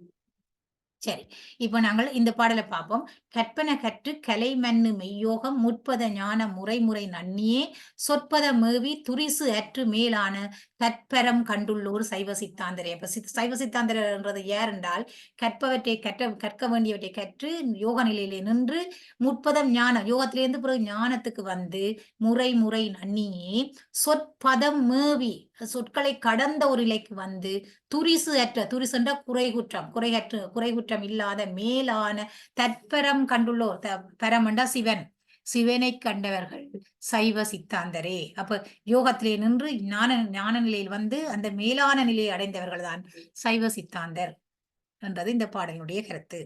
இப்ப இந்த நான் சில வரிகளை உங்களுக்கு ஹைலைட் பண்ணி காட்டியிருக்கிறேன் என்று சொன்னால், அந்த வரிகளை நீங்கள் எடுத்து சொல்லும் பொழுது உங்களுக்கு அந்த நீங்கள் ஒரு கேள்விக்கு விடை எழுதுறீங்க என்றால், வெறும் வசனமா எழுதி கொண்டு போனால் கிடைக்கிற மார்க்ஸை விட, இந்த பாடல் வரிகளை மேற்கோள் காட்டி எழுதினால் உங்களுக்கு மேலதிக புள்ளிகள் கிடைக்கும். அது எந்த இடத்திலே வருது என்று நீங்க சொல்ல முடியுமானா, அதை சொன்னீங்களா இன்னும் மேலதிகமா இப்ப திருமந்திரத்தினுடைய 5ஆம் தந்தத்திலே கூறப்பட்டிருக்கிறது. இது என்ன விஷயத்தை சொல்லுது என்று சொன்னால், அதுக்கு மேலதிக புள்ளிகள் கிடைக்கும். வேறு இன்னொரு இடத்திலே அதை பற்றி சொல்லப்படுகிறது என்று ஒப்பிட்டு சொன்னால், அதற்கு மேலதிக புள்ளி கிடைக்கும். உதாரணமா நீங்கள் 1ஆம் தந்திரம் சொல்லுகிற நிலையாமையை பற்றி சொல்லிக் கொண்டு போகல, திருக்குறளிலும் இதே மாரி இதே அதிகார வைப்பிலே நிலையாமை கருத்துக்கள் வருகின்றன. பட்டினத்தார் பாடலிலும் இதே நிலையாமை கருத்துக்கள் வருகின்றன என்று சொல்லி நீங்கள் 1, 2 வரிகளை எடுத்து காட்டுங்க. உங்களுக்கு மேலதிக புள்ளிகள் கிடைக்கும். சரிதானே? அடுத்தது ஞானம். ஞானத்திலே வந்து ஞானத்தின் மிக்க அறநெறி நாட்டிலே ஞானத்தை விட மேலான ஒரு நெறி இல்லை. ஞானத்தின் மிக்க சமயமும் நன்றன்று. இந்த ஞான நிலையிலே ஒரு இருக்கின்ற அந்த வழி, அந்த சமயம் என்றால் வழி. சமயம்தான் நன்று. அது இல்லாதது ஞானம் இல்லாட்டி ஞானத்துக்கு மேற்பட்ட ஒரு நெறி இல்லை. ஞானத்தின் மிக்க சமயமும் நன்று அன்று. ஞானத்தின் மிக்கவை முத்தி நல்காவாம். ஞானத்துக்கு அப்பாற்பட்ட வேறு ஒன்றாலே கிடைக்கிற முத்தி நல்ல முத்தி அல்ல.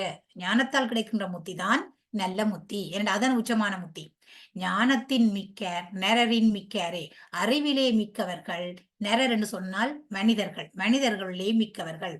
மனிதர்களை சிறந்தவர்கள் யாருன்னு சொன்னால் ஞானத்திலே சிறந்தவர்கள், அறிவிலே சிறந்தவர்கள், கல்வியிலே சிறந்தவர்கள் தான் இந்த உலகத்திலே சிறந்தவர்கள் என்று சொல்லப்படுகிறார்கள். சரி, இப்ப நாங்கள் 4 இதையும் பார்த்தோம். அதுக்கு உதாரண பாடல்களை பார்த்தோம். அதுக்கப்புறம் இந்த மார்க்கத்தையும் அவர் சொல்லிக் கொண்டு போறார். ஒவ்வொரு மார்க்கம் எப்படி என்று சொல்லி. உதாரணமா தாச மார்க்கத்தை பற்றி கொஞ்சம் மூவ் பண்ணுங்க மிஸ். தாச மார்க்கம் என்று சொன்னால் இறைவனுக்கு தன்னை அடியவனா பாவிக்கிறேன்னு சொல்லி நாங்கள் ஏற்கனவே பார்த்தோம். அந்த தாச மார்க்கத்திலே திருநாவுக்கரசருடைய பாடலை பார்த்தோம். அதே பாடலுக்கு சமனான பாடல் இதில் இருக்குது. எளிய நல் தீபமிடல் மலர் கொய்தல் அழிதின் மெழுகல் அது தூர்த்தல் வாழ்த்தல் அழிமணி பெற்றல் பெண் மஞ்சனம் ஆதி அழிதொழில் செய்வதுதான் தாசமார்க்கமே. அப்ப தாசமார்க்கம் என்றால் என்ன? அழிதல். அவருக்கு இறைவனுக்கு என்ன ஒரு தாசன் மாதிரி அடிமை மாதிரி அவருக்கு குற்றவள் செய்வதுதான் தாசமார்க்கம். இந்த தாசமார்க்கத்துல என்னென்ன செய்ய வேணும்? தீபமிடுறது, மலர்களை கொய்து அவருக்கு போட்டு வழிபடுதல், மற்றது மெழுகுதல், அது தூர்த்தல், வாழ்த்தல். தூர்த்தல்ன்னு சொன்னால் இப்ப பள்ளம் வீடா இருக்கிற எல்லாத்தையும் எல்லாம் கொத்தி புல்லை கொத்தி சமப்படுத்துறது அதுகள் எல்லாம் தான் அதுல வருது. அழிமணி பெற்றல் மஞ்சனம் இருக்கும். மஞ்சனம் செய்யறது திருமஞ்சனம் அபிஷேகம் செய்யறது, அபிஷேக பொருட்களை எடுத்து கொடுத்தல், வேறு வேறு தேவையான பொருட்களை எடுத்து கொடுத்தல், அதுகள் கூட இப்ப சேர்த்து கொடுத்தல். இப்ப பூ மாலை கட்ட தெரியுமாண்டா கட்டி கொடுக்கறது, அது இல்லாட்டி பூவை பிடுங்கி கொண்டே கொடுக்கறது, பூசை செய்யறவருக்கு கொண்டு போய் உதவி செய்யறது, அதுக்கான பொருட்களை தேடி கொடுக்கிறது, யாகத்துக்கு தேவையான பொருட்களை தேடி கொடுக்கிறது எல்லாம் கூட இந்த தாச மார்க்கத்துக்குள்ளே வரும். அடுத்த மார்க்கம் சத்புத்திர மார்க்கம். இறைவனுக்கு தன்னை மகனாக பாவனை செய்தல் நான் ஏற்கனவே சொல்லிட்டேன் உங்களுக்கு. அதுல சொல்ற ஒரு பாடல், பூசித்தல் வாசித்தல் போற்றல் செபித்திடல். நேரடியா விளங்குது என்ன? ஆசற்ற குற்றம் குற்றமற்ற நற்றவம் நல்ல தவம், வாய்மைண்டா உண்மை, அழுக்கு இன்மை, நேசித்துட்டு அன்னமும் நீ சுத்தி செய்ததன் மற்ற ஆசற்ற சத்புத்திர மார்க்கமும் ஆமே. போய் பூசைகள் செய்து இறைவனுக்கு அன்னத்தையும் வச்சு படைத்து அவரை வழிபடுகிறது தான் இந்த சத்புத்திர மார்க்கம். பூசையை எப்படி செய்கிறது என்று சொல்லப்படுது. அபிஷேகம் செய்து அவருக்கு என்ன பூசனை செய்து செபித்து மந்திர உச்சாடனம் செய்து பிறகு அன்னத்தை படைத்து வழிபடுறதுதான் சத்புத்திர மார்க்கம். சரியா? சக மார்க்கம் இறைவனை தோழனா பார்க்க சக மார்க்கம் அப்படின்னு சொன்னார். நான் கொஞ்சம் விரைவா போகிறேன் என்று சொன்னால் அந்த நேரத்துக்குள்ளே நான் இதை சொல்லி முடிக்க வேணும் என்றது. மற்றது உங்களுக்கு ஓரளவுக்கு இது இலகுவான பாடலா தான் இருக்குது, அவ்வளவு கடினமான பாடலாக இல்லை. சகமார்க்கம் தோழனா பாவிக்கிறது. சன்மார்க்கம் தானே சகமார்க்கமாவது. சன்மார்க்கம் என்று சொல்றேன்னா இந்த சகமார்க்கத்தை சன்மார்க்கம் என்று சொல்லப்படுறது, நல்ல மார்க்கம் என்று சொல்லப்படுகிறது. மன்மார்க்கமா முத்தி சித்திக்குள் வைப்பதாம், முத்தி கொடுக்கின்ற மார்க்கம். பின் மார்க்கமாவது பேரா பிறந்து இறந்து உன்மார்க்க ஞானத்து உறுதியுமாமே. இதுக்கு தவிர்த்த பின்னுக்கு வருகிற மற்ற மார்க்கங்கள் எல்லாம் பிறந்து இறந்து இழைக்க வைக்கும், சரியா? மீண்டும் பிறக்க வைக்கும். ஆனா சகமார்க்கத்துக்கு வந்துட்டீங்கன்னா தோழனா பாய்க்கின்ற பொழுது பிறந்து இழைக்க வேண்டிய அவசியம் இல்லை. பின்மார்க்கமாவது பேரா பிறந்து இறந்து உன்மார்க்க ஞானத்து உறுதியுமாமே. அப்ப பிறந்து இழைக்க தேவையில்லை. நீங்கள் சக மார்க்கத்துக்கு வந்தால் அது உன்னுடைய மார்க்கத்திலே மார்க்க ஞானத்து உறுதியுமாமே. இது உங்களுக்கு முத்தி கிடைப்பதற்கு உறுதியான வழி எது? இந்த சக மார்க்கம். இப்ப சக மார்க்கத்துக்கு வந்தீங்க என்றால் திருப்பி பிறந்து போக தேவையில்லை. இதால அடுத்த நிலைக்கு போகலாம். ஞானம் யோகம் மாத்திரண்டா அடுத்த ஞான மார்க்கம் தானே. அப்ப அது உறுதியா இப்ப 4 வருஷத்து பாடத்தை படிச்சோம்னால் ஃபர்ஸ்ட் இயர் கொஞ்சம் கஷ்டமா இருக்கும், ஒரு மாதிரி பாஸ் பண்ணிட்டோமா, செகண்ட் இயர் வந்து அப்பா ஒரு மாதிரி, தேர்ட் இயர் வந்தோடனே அப்பாடா இது பாஸ் பண்ணிட்டா இனி ஃபைனல் தானே. இந்த மாதிரிலேயே தான் அது சொல்லப்படுது. சரியா? சகமார்க்கம். சன்மார்க்கம் என்றால் இறைவனை குருவாக பாவிக்கிறது. இறைவனை குருவாகவும் தன்னை மாணவனாகவும் பாவிக்கிறது. அதிலே அருமையான பாடல் ஒன்று இருக்குது. இந்த பாடல் வேலை முக்கியமான பாடல். என்னன்னு சொன்னா சைவம் என்ற சொல் எல்லாம் வருது, சிவன் என்ற சொல் எல்லாம் வருது. ஆனவனால இந்த பாடல் முக்கியமான பாடல். சைவ பெருமை தனிநாயகன் நந்தி. நந்தி என்று சொல்றது இங்கே நந்தியம் பெருமானை என்பதை விட சிவனை குறிக்கிறது. சைவ பெருமை தனிநாயகன். நாயகன் என்றா முதல்வன், நாயகன் என்றா தலைவன், சைவ பெருமைக்குரியவன். உய்ய வகுத்த குரு நெறி ஒன்றுண்டு. அவன் உலகம் உயிரத்துக்காக வகுத்த நெறி என்ன? தெய்வ சிவநெறி. சிவநெறிக்கு அடைமொழி எப்படி சொல்லியிருக்கு? தெய்வ சிவநெறி. அப்ப சிவநெறி என்பது தெய்வ சிவநெறி. சன்மார்க்கம், இந்த சிவநெறியில நிற்பதுதான் சன்மார்க்கம், சிறந்த மார்க்கம். சேர்ந்து உய்ய வையத்துள்ளார்க்கு வகுத்து வைத்தானே. அப்ப இந்த உலகத்தில் இருப்பவர்களுக்கு இது சிறந்த வழி என்று வகுத்து வைத்திருக்கின்றான். என்ன?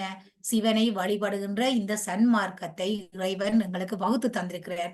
இதுதான் சிறந்த மார்க்கம் என்று சொல்லி, இங்கே நந்தி என்று சொல்லி சில இடங்களிலே அவர் சிவனை குறித்திருக்கிறார், சில இடங்களிலே நந்தியம் பெரும்பானாகிய அவருடைய குருவை குறித்திருக்கிறார்.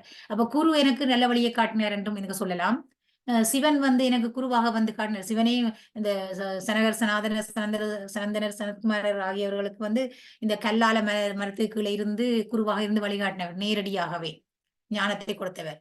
அப்போ இங்கே இவருக்கு திருமூலருக்கு இவர் நந்திதம் பெருமானுடைய சீடராக இருக்கிறபடினாலே நந்தி எனக்கு வழிகாட்டினர், நல்ல சிறந்த வழியை காட்டினர். சைவ பெருமை தனிநாயகன் நந்தி உய்ய வகுத்த குரு நெறி ஒன்றுண்டு. என்ன நெறி? தெய்வ சிவநெறி. தெய்வ நெறியாகிய இந்த சிவநெறியை நான் நல்ல சிறந்த மார்க்கமாக இருக்கிறது, அதை சேர்ந்து உய்வதற்கு எனக்கு வகுத்து தந்திருக்கிறான். வையத்துள்ளாருக்கு வகுத்து தந்தானே. அதே மாதிரி இங்கே அதே சன்மார்க்க இன்னும் ஒரு பாடல் இருக்கு. தெரிசிக்கண்டா தரிசித்தல், பூசிக்க பூசணை செய்தல், செய்ய தொண்டு செய்யறது, புற பூசணை செய்யறது, புற சிந்தனை செய்யறது மனதாலே. பரிசிக்க, கீர்த்திக்க, பாதுகம் சூட. பரிசிக்கண்டா தொடுதல், கீர்த்தி, கீர்த்தி என்று அவருடைய புகழைப்பான கீர்த்திக்க, பாதுகம் சூட, அவருடைய பாதத்தை தலையிலே சுமந்தல், அதாவது இறைவனுடைய தலைக்கு இறைவனுடைய தாளே என்னுடைய தலையிலே தாங்கினேன் என்ற பாதுகம் சூட. குருபக்தி செய்யும் குவலியத்தோர்க்கு, அப்படி குருபக்தி செய்கின்ற உலகத்தில் உள்வார், குவலியம் என்றால் உலகம், அப்படிப்பட்டவர்களுக்கு தருமுத்தி சேர் போட்டும் சன்மார்க்கம் தானே. இந்த சன்மார்க்கம் முத்தியை தரும். அப்ப இறைவனை வழிபாடு கண்டு பூசித்து சிந்தனை செய்து பிறகு அவருடைய பாதரவிந்தங்களை தலையிலே சூடி குருபக்தி செய்கின்ற பொழுது முத்தி சித்திக்கும் என்பது இந்த பாடலுடைய கருத்து. அடுத்த முத்திகளை பற்றி சொல்லப்பட்டிருக்குது. டைம் என்னவென்று தெரியவில்லை, இருந்தாலும் கொஞ்சம் இருக்கு. ஓகே, பார்ப்போம். இந்த முத்திகளை பற்றி பார்த்து கொண்டு போவோம். முதலாவது முத்தி சாலோக முத்தி. ஏற்கனவே நான் சொல்லிட்டேன், சாலோகம், சாமீபம், சாரூபம், சாயுச்சியம் என்ற 4 வகையான முத்திகள். அவை எந்தெந்த நிலை என்றும் நான் சொல்லிட்டேன். அதில் இருக்கிற பாடல்களை நாங்கள் டக்குன்னு பார்த்து கொண்டு போவோம். சாலோகம் ஆதி சரியாதி ஈட்பெறும். அப்ப சரியிலே நின்றால் என்ன முத்தி கிடைக்கும்? சாலோகம். சாலோகம் ஆதி சரியாதி ஈட்பெறும். சாலோகம் சாமீபம் தங்கும் சரியையான். அப்ப சரியையில இருந்து அடுத்த நிலைக்கு போகும்பொழுது சாமீபம் கிடைக்குது. மாலோகம் சேரில் வழியாகும் சாரூபம். அப்ப முதல் இறைவனுடைய உலகத்துக்கு போய் அதுக்கு பிறகு அந்த வழிகாட்டுறது எதுக்கு? அடுத்த முத்திக்கு வழிகாட்டுறது சாரூபம். முதல் இறைவனுடைய உலகத்துக்கு போறது அண்மித்த நிலை, அதுக்கு பிறகு அது வழிகாட்டுது அடுத்த முத்திக்கு. மாலோகம் சேரில் வழியாகும் சாரூபம். சாரூபம்ன்றது 3வது நிலை, 3வது முத்தி. பாலோகம் இல்லா பரன் உருவாமே. அந்த இடத்திலே அந்த சாரூப முத்தி எப்படி? இறைவன் பரன் உருவம், இறைவனுடைய உருவமே அவருக்கு கிடைக்கும். இந்த நான் சொன்னேன் தானே உங்களுக்கு, இறைவனுக்கு தோழனாக நிற்கின்ற அந்த நிலையிலே இறைவனுடைய உருவத்தையே பெறக்கூடிய தன்மை அவர்களுக்கு கிடைக்கும். அப்ப பாலோகம் இல்லா பரன் உருவாமே. சாரூப முத்தி அடையும் பொழுது இறைவனுடைய உருவத்தையே எடுக்கக்கூடியதாக இருக்கிறது. இப்ப இத உங்களுக்கு சுருக்கமாக அதுல இருந்த விளக்கத்துக்காக தந்திருக்கிறேன். சாலோகம் என்றால் சிவனுடைய உலகத்துக்கு சேருதல். சாமீபம் என்றால் சிவனுக்கு அண்மையிலே செல்லுதல். சாமீபம் என்றால் சமீபம் என்றால் அண்மை, இறைவனுக்கு அண்மையிலே செல்லுதல். சாரூபம் இறைவனுடைய உருவத்தை எடுத்தல், சிவனுடைய உருவத்தை எடுத்தல். சாயுச்சியம் என்றால் இறைவனோடு இரண்டர கலத்தல். சிவனாம் பெருவாழ்வு, இறைவனோடு இரண்டர கலக்கின்ற நிலை. இவங்க அடுத்தது சாமீபத்தை சொல்ற இன்னொரு பாடல். பாசம் பசுவாகும் இச்சாலோகம். சாலோகத்திலே பாசங்கள் எல்லாம் ஒடுங்கி போய் அது பசு மாதிரி ஒடுங்கிருமா. அதாவது பாசங்கள் இல்லாம போயிடும். பாசம் என்றா இந்த பற்றுக்கள், அந்த பாசங்கள் எல்லாம் விடுபட்டு போகும். பாசம் அருளானதாகும் இச்சாமீபம். அடுத்த நிலையை போய்க்க இந்த பாசம் ஒடுங்கி போனது, அதுவே எங்களுக்கு அருள் கிடைக்கிறதுக்கு வழியை செய்யுது. இது நீங்க படிச்சிருப்பீங்கள் தானே, பாசம் என்றால் என்ன? இந்த 3 வகை பாசங்களையும் நீங்கள் படிச்சிருப்பீங்கள். அதை நாங்கள் இப்ப விளங்கப்படுத்த தேவையில்லை. அது நீங்கள் 14 சித்தாந்த சாத்திரங்களையும் படிச்சு கொண்டு போறீங்க. அந்த பாசம் இங்கே அருள் செய்து எப்படி? சாமீப முத்தி அடுத்த நிலைக்கு கொண்டு போகுது. பாசம் சிரமானதாகும் இச்சாரூபம். அடுத்தது இதே பாசம் எப்படி வெளிகுன்றி இதுவே எங்களுக்கு அடுத்த படிநிலையை கொண்டு போகுது. சிரமாகுது, உயர்வை தருகுது, சாரூப முத்தியை தருது. பாசம் கரைபதி சாயுச்சியமே. உங்களுக்கு தெரியும், இந்த 3 வகை ஆணவம் கர்மம் மாயம் என்ற அந்த 3ல இந்த ஒவ்வொன்றா விடுபட்டு கொண்டு போகும். சரியா? கர்மம் விடுபடும், மாயை விடுபடும். ஆனா இந்த ஆணவம் லேசில விடாதாம். ஆணவம் குன்றி இருக்குமே தவிர விடாது. எப்ப கரைஞ்சு இல்லாம போகும் என்றால் பாசம் கரை பதி சாயுச்சியமே. சாயுச்சிய முத்தி கிடைக்கின்ற பொழுது இந்த பாசம் கரைந்து இல்லாம போயிடும். கடைசி நிலையில தான் அது இல்லாமல் ஒடுங்கி ஒரு கட்டத்திலே இல்லாமல் போகும். அடுத்தது சாரூபத்தை சொல்ற இன்னொரு பாடல். தங்கிய சாரூபம் தானெட்டாம் யோகமாம் தங்கும் சன்மார்க்கம் தனில் அன்றி கைகூடா. இந்த சன்மார்க்கம் சிறந்த மார்க்கத்திலே இந்த 8 யோகத்தையும் பின்பற்றுகின்ற பொழுதுதான் இந்த சாரூபம் என்ற முத்தி கிடைக்கும். தங்கிய சாரூபம் எப்படி கிடைக்கும்? 8 யோகத்தையும் எட்டாம் யோகமாம் தங்கும் சன்மார்க்கம் தனில் அன்றி கைகூடா. இந்த நிலையில நிக்காவிட்டால் அதிலே கைகூடாது. இந்த சன்மார்க்கம் நீங்க குழம்பக்கூடாது. சிறந்த மார்க்கம் என்ற இடத்திலையும் பேர்லையும் இது பயன்படுத்தப்படுது. உண்மையில சன்மார்க்கம் என்றது கடைசி ஞான மார்க்கத்தை தான் சன்மார்க்கம் என்று சொல்றது. இருந்தாலும் யோகத்தையும் கூட சன்மார்க்கம் என்று சில இடங்களே சொல்லப்படுது. என்று சொன்னா சிறந்த மார்க்கம் என்ற அர்த்தத்துல அங்க சொல்லப்படுது. அங்கத்து உடல் சித்தி சாதனர் ஆகுவர். அவருடைய உடல்கள் எல்லாம் என்ன பக்குவப்பட்டு சித்தி அந்த அட்டமா சித்திகளை பற்றி சொன்னாங்களானே. அப்ப அட்டமா சித்திகள் எல்லாம் கைவரப்பெறும். இது இந்த இந்த 3வது நிலையிலே யோக நிலையிலே இங்கு இவராக இழிவற்ற யோகமே. அந்த இழிவற்ற யோகம் இழிவெண்டா குறைபாடு, அந்த குறைபாடு அற்ற யோக நிலையில் நிற்கும் பொழுது இந்த சித்தி அட்டமா சித்திகள் வரும். அது எப்படி வரும் என்றால் இந்த நல்ல நிலையாகிய அட்டாங்க யோகத்திலே நிற்கும் பொழுது வரும். அப்ப அது கிடைக்கின்ற முத்தி தலைகளா பார்த்துட்டு போனோம்னா சாருவ முத்தி கிடைக்கும். இந்த பாடலை நீங்க கீழே இருந்து மேல் நோக்கி பார்த்து கொண்டு போனீங்கன்னா அப்படியே அது உங்களுக்கு விளங்கும். அடுத்தது சாயுச்சிய முத்தி. சாயுச்சிய முத்தி என்றால் இறைவனோடு இரண்டரை கிளக்கின்ற முத்தி. ஏற்கனவே சொல்லிட்டோம். எப்படி ஞான நிலையில நிற்கின்ற பொழுது கிடைக்கின்ற முத்தி, அது மாணிக்க வாசலுக்கு கிடைத்த முத்தி. சைவம் சிவனுடன் சம்பந்தம் ஆவது. இந்த பாடலும் மிக முக்கியமான பாடல். பாடமாக்கி வையுங்கோ. சில நான் முக்கியம்னு சொல்லிக்கொண்டு போகிற பாடல்களை பாடமாக்கி வையுங்கோ. இருந்தால் சில சந்தர்ப்பங்களை நீங்கள் அந்த பாடல்களை எடுத்து மேற்கோள் காட்டிகளை உங்களுக்கு அது நிறைய உங்களுக்கு புள்ளிகள் பெறுவதற்கு உதவியாக இருக்கும். வேறு கேள்விகளுக்கெல்லாம் அது உதவும். இப்ப நாங்கள் திருமந்திரத்தை பற்றி எழுத போகைகளே நாங்கள் வேற ஒரு பாடலை கூட அந்த வரிகளையும் இதையும் சேர்த்து ஒப்பிட்டு கூட சொல்லலாம். அதே மாதிரி வேற ஒரு இடத்துல திருமுறைகள் காட்டுகின்ற சைவ சித்தாந்த கருத்துக்கள் என்று எழுத போகைகளே நீங்கள் திருமந்திரத்தில் இருக்க ஓரிரு வரிகளையும் எடுத்து கூட ஒப்பிட்டு காட்டலாம். அப்புறம் மாறி சொல்லக்கூடாது. ஒரு திருமந்திரம் என்று சொல்லாமல் சொல்லக்கூடாது. ஏனென்றால் ஒப்பிட்டு சொல்லலாம். ஆனா அப்படி இல்லாமல் திருமுறைகளை பற்றி கேட்கல திருமந்திரம் வரிய மட்டும் சொன்னீங்க என்றால் அதை நீங்கள் திருமுறை என்று எடுத்த மாதிரி பிழையாக ஒரு அர்த்தப்படுத்திடும். அப்படி பிழையாக அர்த்தப்படுத்துற மாதிரி எழுதக்கூடாது. உங்களுக்கு தெரிஞ்சுதான் எழுதுறீங்களன்னு நீங்க காட்ட வேணும். திருமுறையை பற்றி திருமுறைகள் கூறுகிற சைவ சித்தாந்த கருத்துக்களை ஆராய்க என்று சொல்லி கேள்வி என்று வந்தால் நீங்கள் திருமுறைகளை பற்றி தான் சொல்லிக் கொண்டு போகணும். அதே நேரத்திலே ஏதாவது மேற்கொள் உங்களுக்கு சொல்லணும்னா திருமந்திரமும் இந்த வரி இப்படி சொல்லுது, அது இதுக்கு ஒத்து போகுது. இப்ப உதாரணமா நான் உங்களுக்கு சொல்லலையா சரியை பற்றி சொல்லிக்கல திருமந்திரம் சொல்ற சரியை பற்றி சொல்லி போட்டு அதே நேரம் திருநாவுக்கரசருடைய இந்த பாடல் இந்த இந்த விடயத்தை ஒரே மாதிரி காட்டுது, இதை விளக்குதுன்னு சொன்னேனே, அது மாதிரி நீங்க சொன்னீங்கன்னா அது ஓகே. நீங்க சொல்லி காட்ட வேணும். இது எந்த பாடல், அது எந்த பாடல், இது என்ன சொல்லுது, அது என்ன சொல்லுது, அந்த மாதிரி சொன்னீங்கன்னா சரி. அதை நீங்கள் தொடர்ந்து படிச்சு கொண்டு போக உங்களுக்கு இயல்பாகவே அது வரும். முதலிய வராட்டியும் போக இயல்பா வரும். அப்ப அந்த சோதனைக்கு மட்டுமே படிக்கிற மாதிரியான நிலைப்பாட்டுல இருந்தா அது போதாது. நீங்க தொடர்ந்து படிச்சு கொண்டு நிலைப்பாடு இருக்க வேணும் உங்களுக்கு. சரி, சைவம் சிவனுடன் சம்பந்தமாவது. பாருங்க, சைவம் சிவன் என்ற சொற்கள் எல்லாம் நேரடியாக வருது. சைவம் என்றால் சிவனை கும்பிடுற வழிதான் சைவம். சைவம் தன்னை அறிந்தே சிவம் சாருதல். அப்ப சைவத்தின் மூலமாக சைவ நெறியிலே நாங்கள் நிற்கும் பொழுது இறைவனை அறிந்து இறைவனாகிய சிவனை நாங்கள் சேருவோம். சைவம் சிவம் தன்னை சாராமல் நீவுதல்.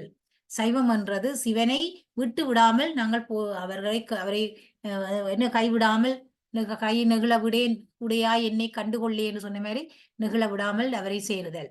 சைவம் சிவ ஆனந்தம் சாயுச்சியமே.